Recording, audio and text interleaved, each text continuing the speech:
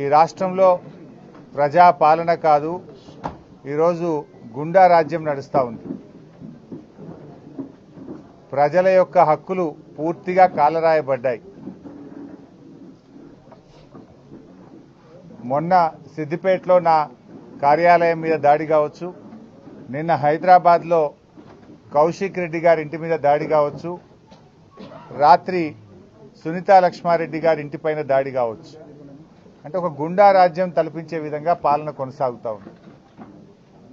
తెలంగాణకున్న మంచి పేరు మంట కలిపి ఇలా బీహార్ లాగా, ఒక రాయలసీమ ఫ్రాక్షనిజం లాగా ఈ రాష్ట్రాన్ని రేవంత్ రెడ్డి గారు నడుపుతా ఉన్నారు.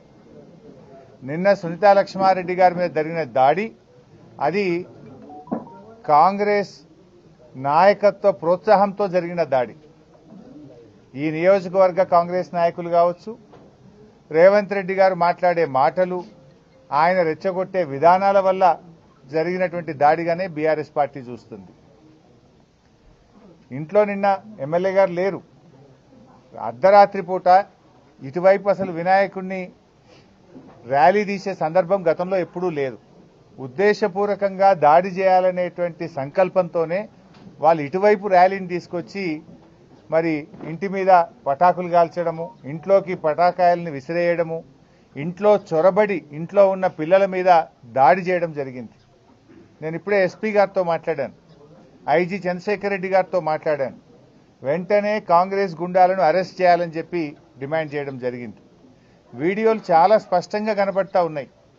రాత్రి అక్కడికి చేరుకున్నటువంటి పోలీస్ హెడ్ కానిస్టేబుల్ వీడియో తీస్తున్నాడు కాంగ్రెస్ గుండాల యొక్క అకృత్యాలను, వాళ్ళు చేస్తున్నటువంటి తప్పుడు పనులను వీడియో తీస్తుంటే ఆ హెడ్ కానిస్టేబుల్ మీద కూడా దాడి చేసి ఆ హెడ్ కానిస్టేబుల్ చేతిలో నుంచి ఫోన్ లాక్కొని హెడ్ కానిస్టేబుల్ నెట్టేస్తే ఆయన జారి కింద పడిపోయింది.